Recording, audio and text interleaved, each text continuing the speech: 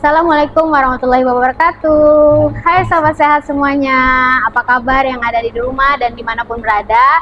Jadi hari ini kembali lagi ke talk show spesial kita bersama saya Ocha dan dokter wajah baru di RSUD Kayu Agung, Dr. Dedi Primadona Mulia.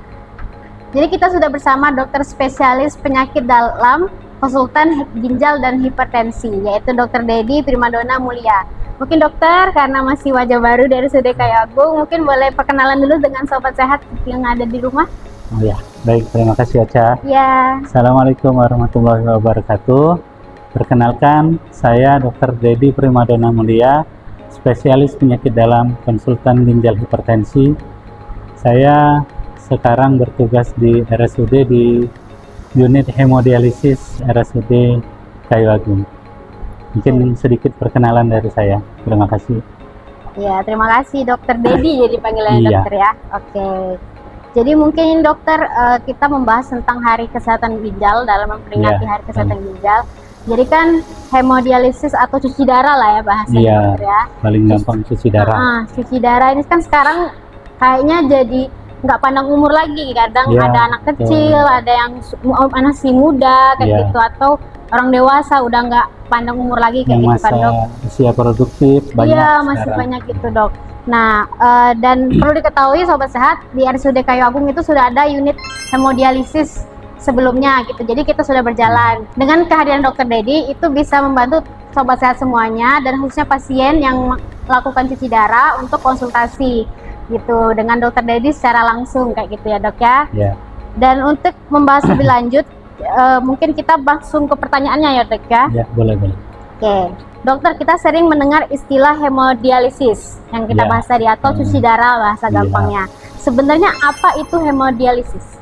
Oh iya, mungkin sebelum kita masuk ke hemodialisis ya, mungkin saya perlu jelaskan dulu ada kondisi gagal ginjal yang sifatnya kronis, di mana apabila pasien sudah mengalami penyakit gagal ginjal kronis, maka pasien harus mendapatkan terapi pengganti ginjal. Oh, Jadi salah satu terapi pengganti ginjal itu adalah hemodialisis dari 3 terapi pengganti ginjal yang harusnya kita bisa jalankan.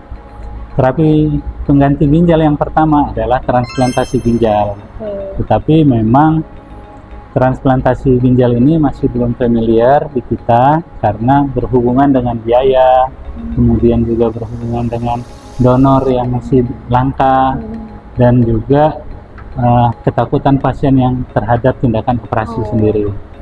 Tetapi kalau untuk yang terbaik, sebenarnya yang paling baik adalah terapi mengganti ginjal dengan transplantasi ginjal atau donor ginjal.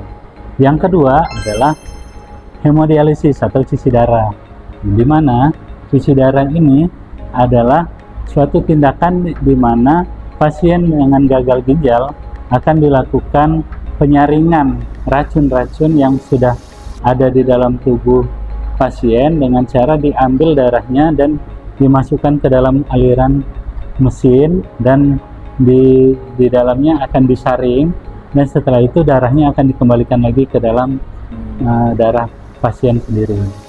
Jadi istilah dicuci lah istilahnya darahnya melalui suatu dialiser, sehingga darah yang kembali ke dalam tubuh pasien itu adalah darah yang sudah cukup bersih dibandingkan sebelumnya. Kemudian yang ketiga ada cuci darah lewat perut, kalau gampangannya, kalau kita membahasakannya itu adalah CAPD, Continuous Peritoneal Dialysis. Jadi dengan continuous ambulatory peritoneal dialysis ini, pasien tidak perlu ke rumah sakit. Keuntungannya, jadi pasien bisa cuci darahnya di rumah sendiri. Jadi pasien akan melakukan penyaringan darah itu melalui cairan yang dimasukkan ke dalam perut pasien sendiri, dan akan dilakukan proses penyaringan di dalam tubuh oleh membran peritoneum, sehingga setelah 4 jam cairan di dalam perut, maka akan dikeluarkan dengan membawa racun-racunnya keluar. Nah, jadi selain cuci darah, kita punya cuci perut yang bisa kita laksanakan. Nah, sayangnya juga untuk CAPD ini sendiri belum familiar. dan pasien masih rata-rata lebih senang untuk melakukan cuci darah karena mereka tidak perlu ngapa-ngapain gitu ya. Tapi sebenarnya yang lebih baik sebenarnya bisa dilakukan dengan CAPD. Jadi menarik dokter ya. Mungkin Ya, ini menarik. soalnya saya sendiri baru dengar yang CAPD tadi Ya. dan ternyata transplantasi ginjal itu sebenarnya ada dok, cuman Ada. belum familiar. Belum familiar. Oh, mungkin pertanyaan kayak gini dok, kalau misalnya nih ada yang transplantasi ginjal itu, apakah keberatan karena biaya atau tidak di cover BPJS atau kurang edukasi? Biasanya pasien gimana dok? Kalau di cover hampir di cover ya sama BPJS, tetapi permasalahannya adalah pasien harus ke rumah sakit yang besar. Jadi tidak bisa di RSUD Kayu Agung gitu. Jadi kita harus punya tim transplantasi ginjal, misalnya rumah sakit rujukan dari Kemenkes. Seperti kalau kita di Sumatera Selatan itu ada di Rumah Sakit Muhammad Husin. Jadi pasien harus ke rujukan ke rumah sakit yang lebih besar. Kalau yang CAPD tadi dok? CAPD kita di RSUD juga sedang berusaha untuk bisa pelayanan CAPD, dan memang di dalam amanah dari Pernefri masing-masing unit dialisis itu harus mempunyai juga unit CAPD, dan kita sedang berjalan menuju ke sana untuk bisa melayani pasien-pasien dengan CAPD. Tetapi memang pada saat pertama kali pasien itu melakukan operasi, jadi untuk CAPD itu kita harus punya konektor di dalam perutnya, jadi kayak yang menghubungkan antara rongga perut dengan di luar, dan nanti akan disambungkan ke dalam seperti selang infus gitu, kita sambungkan, nanti cairannya bisa dimasukkan ke dalam perut pasien, dan selanjutnya setelah 4 jam bisa dikeluarkan. Jadi tambahannya CAPD itu dilakukan 3-4 kali sehari. Jadi cairannya dimasukkan selama 4-5 jam dan akan dikeluarkan setelah 4 jam itu, dan dimasukkan yang baru. Jadi akan selalu ada cairan di dalam perut untuk menyaring. Itu keuntungan dari CAPD itu sendiri. Jadi sebenarnya ini kabar baik dokter ya, untuk pasien mungkin yang cuci darah atau mungkin yang keterbatasan jarak kayak gitu jauh, dokter ya. Jadi dengan CAPD tidak harus ke rumah sakit. Tidak harus ke rumah sakit. Jadi mungkin didoakan saja semoga segera terrealisasi kayak gitu ya sobat sehat semuanya. Jadi dokter lanjut nih dokter, untuk pasien gagal ginjal berarti dokter ya, itu divonis kamu harus cuci darah, itu kategorinya kayak gimana dokter biasanya? Oh iya, jadi seperti sebelumnya pasien juga banyak yang bertanya tentang gimana sih gejala dari pasien gagal ginjal gitu ya. Jadi gejala-gejala dari gagal ginjal itu antara lain adanya anemia, jadi pasien merasa lemas, tidak kuat, tidak nafsu makan, kemudian juga ada hipertensi, ada tekanan darah yang meningkat, tensinya sampai 180, 200, dan sulit untuk dikontrol dengan pengobatan.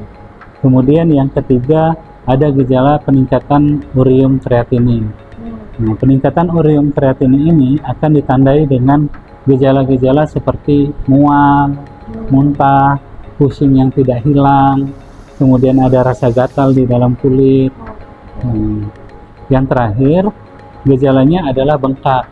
Jadi pasien badannya bengkak, jumlah kencing urinnya semakin sedikit, dan pasien akhirnya merasa sesak. Jadi paling banyak pasien datang ke rumah sakit dengan kondisi yang terakhir ini.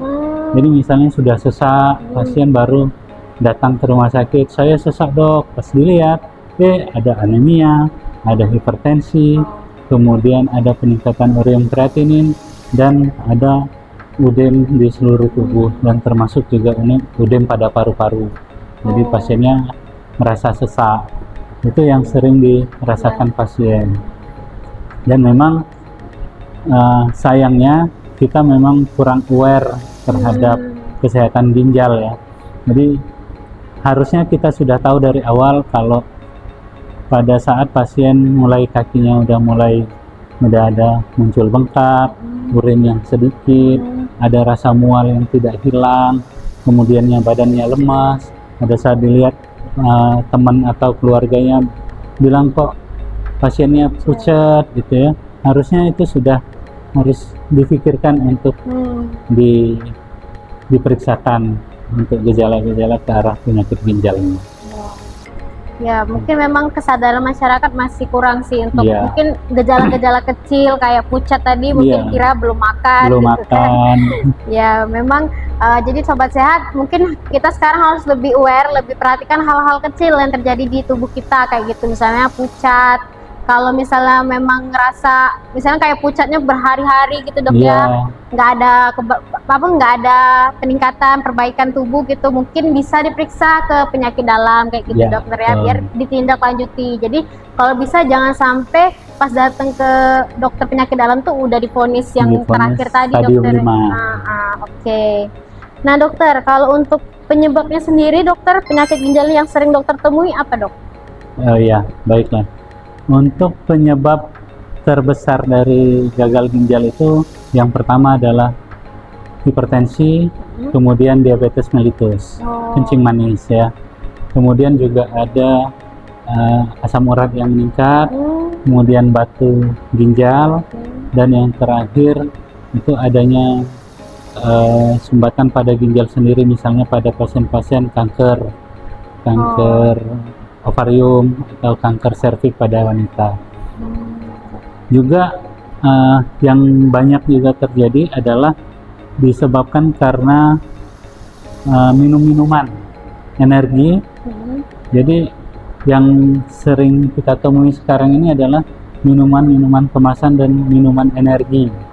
Jadi seperti kayak kita lihat ada Panther mungkin ya di daerah-daerah kita ini paling banyak adanya Panther, kemudian apa namanya itu M150, terus yang saset-sasetan Kuku Bima dan segala macam itu sekarang udah mulai menjadi tren baru terjadinya gagal ginjal pada usia muda. Yang kedua juga pada anak-anak dan juga remaja akhir itu banyak yang terjadi karena konsumsi minuman-minuman manis, misalnya seperti Marimas, kemudian Ali-Ali, kemudian coffee jelly drink ya kayak gitu ya. Maaf kalau sebut nama ya, tapi memang kebanyakan makanan-makanan dan minuman yang sifatnya manis itu akan memperberat kerja ginjal. Dan yang terakhir juga lumayan banyak pasien-pasien yang sudah dengan komorbid yang tadi, hipertensi, kemudian kencing manis, itu juga menggunakan obat-obat anti nyeri. Kadang-kadang pasien hipertensi dengan keluhan pusing, kemudian juga pasien kencing manis dengan keluhan ada luka ataupun nyeri pada kaki, kesemutan. Biasanya pasien-pasien akan menggunakan obat-obat golongan anti nyeri dan juga steroid ya, yang sifatnya ini adalah nefrotoksik. Jadi nefrotoksik itu ikut merusak ginjal ya. Nah, ada beberapa pasien yang sudah banyak saya temuin itu karena penggunaan pengobatan NSAID ini, di mana obat-obatan ini juga banyak beredar di pasaran. Jadi pasien tidak harus ke dokter, tidak harus ke apotek, pasien bisa mengakses obat-obatan ini, termasuk juga jamu-jamuan. Jamu-jamuan juga dok? Iya kan kita tahu kan banyak di pasar ada obat-obat pegelino gitu ya, kemudian obat asam urat, obat kecetit gitu ya. Nah sifatnya itu ternyata di dalamnya kadang-kadang ada kandungan dari obat-obat anti nyeri dan steroid. Gitu. Jadi mungkin sobat sehat mungkin itu kan karena pereda nyeri dokter. Mungkin di masyarakat tuh mikirnya kayak aduh sakit minum obat hilang gitu dokter. Berarti mungkin kedepannya kalaupun misalnya ada keluhan kayak gitu mungkin dikonsultasikan dulu ke dokternya dokter ya. Kalau misalnya mau minum obat-obatan tradisional misalnya kayak gitu kan, ataupun obat pereda nyeri. Jadi jangan diam-diam gitu, jadi harus pengetahuan dokternya. Banyak itu pasien yang datang ke kita ngomongnya, dok kalau saya tidak minum obat nyeri saya tidak bisa kerja. Oke. Dan akhirnya penggunaan obat anti nyeri ini berlangsung dalam jangka panjang, dan ini akan merusak ginjal. Mungkin ini yang sering didengar, ada mitos katanya obat itu bisa merusak ginjal. Merusak ginjal. Ternyata Ya. penggunaannya yang salah, dokter, Ya, ya, kayak betul. gitu. Oke, jadi gitu ya sobat sehat. Jadi penggunaan obat itu tidak merusak ginjal asalkan digunakan dengan tepat, kayak gitu, sesuai dengan resep dokter, ya, Ya, kan dokter? betul. Oke. Oh ya, satu lagi. Oh ya. Kadang-kadang berhubungan dengan obat yang merusak ginjal, kadang-kadang juga di daerah, di masyarakat sering ada jargon, kalau minum obat dokter malah ginjalnya akan rusak, Ya, terutama untuk pasien-pasien yang sudah menderita kencing manis, darah tinggi, yang kita sarankan untuk minum obatnya setiap hari sepanjang hidupnya. Iya. Tetapi pasien akan ngomong, dok, kalau saya minum obat terus-terusan nanti ginjal saya rusak, Iya. gitu kan? Nah, padahal dengan tidak minum obat anti hipertensi dan anti diabetes, maka ginjal kita akan semakin cepat rusak, gitu. Jadi ada beberapa teori yang kita punya, gitu ya. Pada pasien dengan kencing manis yang tidak diobati dengan baik, maka dalam 5 tahun setelah pasien itu didiagnosis kencing manis, maka akan muncul kerusakan ginjal yang tidak kita harapkan. Sehingga pasien-pasien kita harapkan dari awal dia terdiagnosis dengan DM atau hipertensi, maka pasien itu harus diobati. Oke. Tekanan darahnya harus dikontrol, kadar gulanya harus dikontrol, sehingga akan memperpanjang usianya untuk terjadi gagal ginjal. Tetapi kalau dalam 5 tahun pasien tidak terkendali tekanan darah dan kadar gulanya, maka dalam 5 tahun itu akan terjadi kerusakan ginjal dan bisa berakhir dengan cuci darah. Oke, jadi gitu ya sobat sehat. Jadi memang faktor resiko dari gagal ginjal ini banyak dari penyakit dulu, dokter, ya. Dari penyakit, terus mitos katanya obat hipertensi bisa menyebabkan ginjal, itu tidak. Justru kalau tidak minum itu bisa mempercepat kerusakan ginjal. Yang merusak itu adalah obat-obat pereda nyeri yang tidak digunakan dengan tepat dan tanpa sepengetahuan dokter atau resep dokter, ya. Jadi harus lebih cermat lagi dalam penggunaan obat.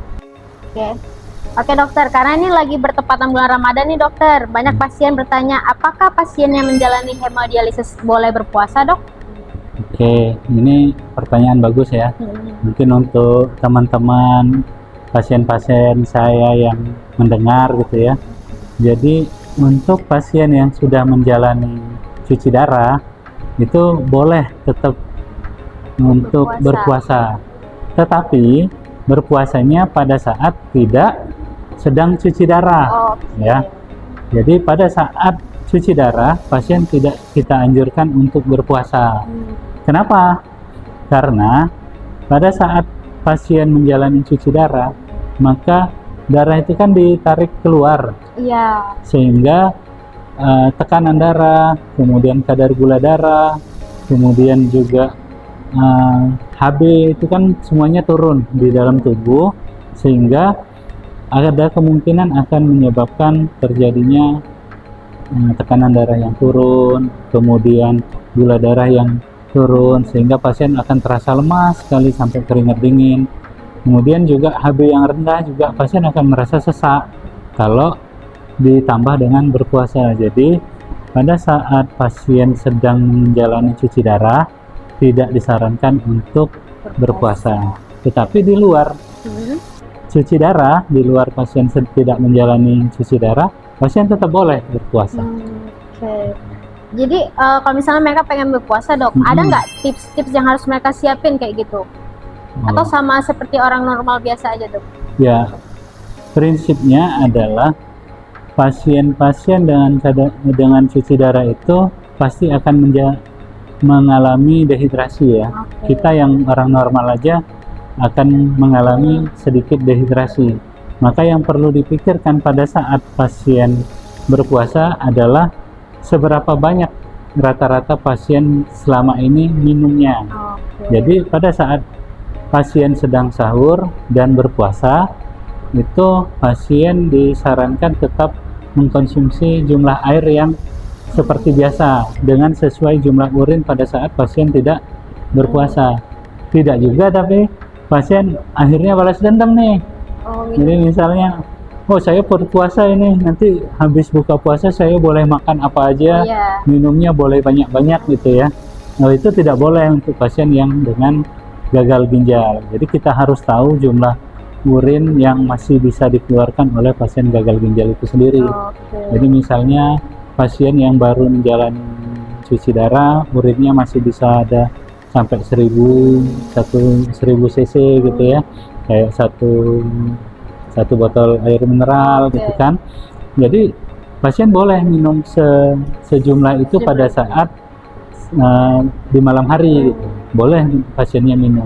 Tetapi kalau pasiennya yang sudah lama cuci darah, yang sudah tidak ada lagi keluar urin, maka ya jumlah air minumnya juga disarankan tidak banyak lagi gitu.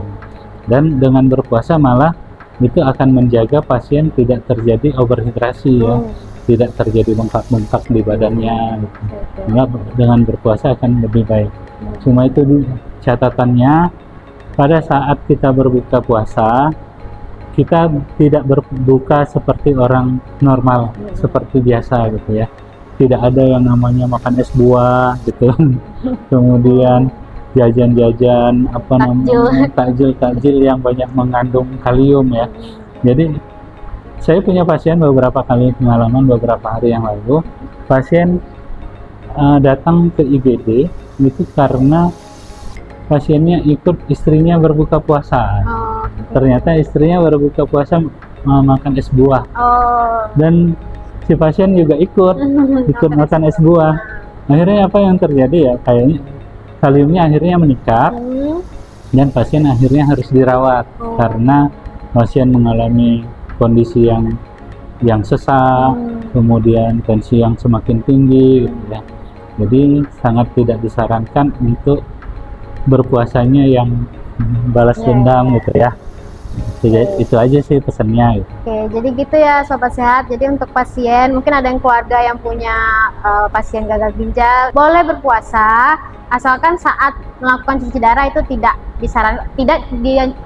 direkomendasikan untuk berpuasa. Dan juga bagi yang berpuasa sehari-hari itu dijaga minumnya, jangan berlebihan, jadi sesuaikan dengan urin tadi dok ya. Dan juga makannya, jadi jangan ngikutin makan-makan orang yang mungkin masih dalam keadaan sehat atau fit kayak gitu dokter ya. Dan mungkin lebih bagusnya lagi bagi Sobat Sehat yang mungkin punya keluarga pasien gagal ginjal, bisa dikonsultasikan dulu ke dokternya mungkin ya, sebelum berpuasa kayak gitu, biar lebih dapat lebih sempurna gitu melakukan puasanya kayak gitu.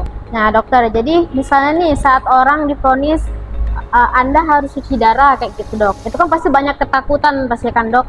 Nah sebenarnya pasien gagal ginjal ini atau pasien yang menjalani hemodialisis ini masih bisa beraktivitas seperti biasa nggak dok? Atau ada hambatan tertentu kayak gitu dok? Ya sebenarnya untuk pasien di awal gagal ginjal ya yang rusak cuma ginjalnya aja ya. Jadi pasien pasti akan bisa beraktivitas seperti biasa di luar hari pasien cuci darah. Nah, itu yang pasien tidak akan bisa beraktivitas seperti biasa karena pasien harus cuci darah ke rumah sakit, dan itu juga butuh waktu 4-5 jam setiap sesi cuci darahnya, dan itu pasti pasiennya akan menghilang dari peredaran ya. Kalau pasien itu seorang pegawai maka pasiennya harus izin dari kantor. Kalau dia berdagang mungkin warungnya harus tutup gitu ya. Nah ini yang tidak bisa dihindari. Dan kekurangan dari cuci darah itu sendiri adalah waktu yang harus dihabiskan ke rumah sakit, berbeda dengan cuci darah di perut. Nah kalau yang cuci perut tadi kan pasien bisa melakukannya di rumah. Jadi 3 kali sehari, pagi, siang, sore, dan malam. Artinya di sela-sela pekerjaan pasien itu masih tetap bisa melakukan aktivitasnya. Gitu. Jadi, ada tetapinya nih. Kalau pasien yang sudah cuci darahnya lama, kadang-kadang memang sudah muncul komplikasi. Komplikasi yang bisa terjadi misalnya karena tekanan darah tinggi yang terus-menerus, pasien mudah mulai jantungnya ikut bengkak. Kemudian juga daya tahan tubuhnya semakin lemah gitu ya. Nah, kadang-kadang di situ akan terjadi sedikit hambatan ke pasien, di mana pasien merasa mudah lelah, mudah capek. Ya. Kemudian juga semakin lama pasien cuci darah, maka fungsi ginjalnya juga akan semakin turun, sehingga produksi HB-nya juga turun, maka akan sering terjadi anemia. Nah, anemianya yang berlanjut, pasien sering merasa lemas kalau tidak transfusi darah. Nah, itu yang kadang sering terjadi setelah beberapa waktu cuci darah. Itu ada misalnya tahun keberapa biasanya muncul yang mulai menurun itu, Dok? Kadang 3-4 tahun, 5 tahun ya. Setelah itu muncul seperti itu. Jadi pasien gagal ginjal atau yang melakukan hemodialisis itu sebenarnya bisa beraktivitas seperti Bisa. biasa. Cuma memang kendalanya yaitu saat melakukan cuci darah gitu, Dok ya. Jadi harus berhenti, harus menghabiskan waktu di rumah sakit kayak gitu, terpaksa pekerjaan mungkin ditunda dulu kayak gitu, Dok ya. Itu mungkin tantangannya. Oke, dokter, ini dalam rangka memperingati Hari Ginjal Sedunia, dokter, ada nggak pesan dokter nih kepada masyarakat agar lebih peduli terhadap kesehatan ginjalnya gitu, Dok? Oh iya. Jadi dalam rangka Hari Ginjal Sedunia 2026 ini, pesan yang bisa saya sampaikan adalah lebih baik mencegah daripada mengobati, ya. Jadi untuk pencegahan gagal ginjal ini kita harus benar-benar perhatikan kondisi tubuh kita sendiri. Apabila kita masih usia produktif, masih sehat, janganlah dicoba-coba minum minuman berenergi gitu ya, terlalu banyak minum yang manis-manis, kemudian penggunaan steroid dan obat anti nyeri yang tidak sesuai dengan keadaan, dengan aturan gitu ya. Dan juga ini pesan untuk pasien-pasien yang sudah menderita kencing manis dan hipertensi. Kita tahu sendiri pasien-pasien ini harus rutin berobat gitu ya. Jadi jangan dicoba untuk mengatur dosis sendiri, karena kita mencegah itu dengan cara mengontrol tekanan darah, mengontrol kadar gula, sehingga kita akan bisa memperlambat kejadian terjadinya gagal ginjal itu sendiri. Tetapi kalau misalnya pasien tidak menjaga, tidak kontrol dengan alasan takut ginjalnya rusak atau obatnya bosan minum obat gitu ya. Nah, yang seperti inilah yang kadang-kadang menjadi penyebab banyaknya pasien-pasien gagal ginjal. Nah, itulah kenapa mungkin kalau sudah gagal ginjal akan sangat berat perjuangan kita, di mana jumlah antrian kita aja untuk cuci darah itu semakin lama semakin banyak, di mana pasien yang harusnya bisa kita layani di sini pun harus kita rujuk gitu ya. Jadi perjuangannya akan semakin berat. Dan untuk teman-teman yang sudah menjalani cuci darah, diharapkan disiplin ya, kata kuncinya. Minumnya dijaga sesuai dengan jumlah urin, kemudian pantangan-pantangan seperti buah itu untuk pasien gagal ginjal yang menjalani cuci darah itu sudah tidak boleh, karena kalau makan buah rata-rata akan naik elektrolitnya gitu ya. Jadi intinya adalah disiplin. Dan terakhir ya semangat gitu ya, semangat menjalani hari-hari di hemodialisis. Jadi sebenarnya untuk orang sehat ataupun orang yang sudah gagal ginjal tuh sama-sama menjaga, dokter ya. Jadi untuk orang sehat itu dijaga, kita misalnya minuman, mungkin minuman kaleng, minuman energi tadi dokter, minuman manis itu dijaga, jangan sampai berlebihan. Apalagi untuk anak muda di tongkrongan gitu dokter kan, ngikutin teman-teman tren kayak gitu. Jadi yang akhirnya, karena sekarang nggak nunggu usia kan dokter ya, untuk mendapatkan penyakit ini kayak gitu. Jadi harus dijaga pola hidupnya, pola makannya kayak gitu. Dan untuk yang gagal ginjal itu harus disiplin kayak gitu. Dan tadi kata dokternya semangat kayak gitu dokter ya. Ada tips khusus nggak dok? Pasti kan dalam menjalani hemodialisis kan pasti ada rasa down-nya dok. Ya. Pas lagi down itu ada trik nggak dok? Misalnya biar, aduh harus semangat lagi nih, gitu dok. Ada nggak trik dari Ya. dokter? Intinya kalau kita sendiri down gitu ya, maka yang akan dirugikan banyak orang. Oke, ya. Itu yang perlu kita pikirkan. Hmm. Jadi yang selama ini menemani kita mungkin istri, mungkin suami yang sudah berjuang bersama kita selama menjalani hemodialisis itu ikut berjuang ke kita. Kalau kita down, maka gimana istri Keluarga. dan suami kita, keluarga kita, kemudian juga bagaimana misalnya pada saat kita down, keluarga kita, anak kita yang akan semakin sedih kalau kita misalnya harus bolak-balik rumah sakit karena dirawat, atau akhirnya harus masuk ICU misalnya ya, atau sampai akhirnya harus kehilangan umurnya gitu, sehingga ya pasti keluarga juga pasti akan sangat bersedih karena kehilangan orang yang dicintainya. Jadi kalau kita disiplin, maka kita tidak akan down. Kalau kita disiplin, kita tidak akan merasakan efek samping yang berat gitu ya. Nah, pada saat tidak ada efek samping, maka kita akan lebih enjoy menjalani masa-masa hemodialisis itu. Nah, kemudian kadang-kadang di unit hemodialisis, di ruang cuci darah itu sesama pasien itu saling support gitu ya. Sama-sama merasa senasib sepenanggungan, sehingga kadang-kadang itu menjadi keluarga kita selama menjalani cuci darah gitu.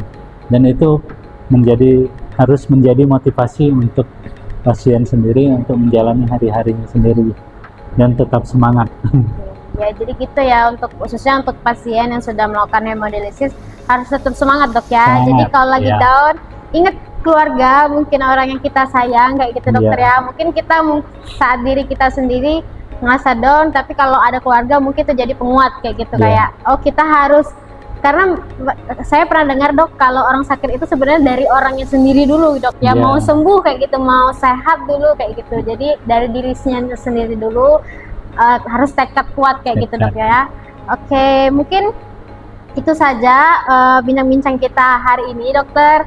Dan terima kasih untuk Dokter Dedi Primadona Mulia, dokter spesialis penyakit dalam, konsultan ginjal dan hipertensi. Jadi di Rumah Sakit RSUD Kayu Agung sudah ada dokter spesialis. Jadi buat teman-teman yang mau mungkin konsultasi gitu kan dokter, bisa mengunjungi Rumah Sakit Umum Daerah Kayu Agung. Jadi harus lebih aware sama gejala-gejala yang sering muncul. Jadi walaupun itu gejala kecil, tetap harus lebih aware dan harus lebih meningkatkan kesadaran terhadap kesehatannya, karena tadi lebih baik mencegah daripada mengobati kayak gitu. Oke, terima kasih untuk hari ini dokter. Semoga sehat selalu. Amin. Dan lagi berpuasa, semoga kita nanti sampai ke hari lebaran, hari kemenangannya dokter ya. Mungkin itu dulu untuk hari ini. Bila ada kata-kata, saya mohon maaf bersama Dokter Dedi. Dan demikian, wabillahi taufiq walhidayah. Wassalamualaikum warahmatullahi wabarakatuh.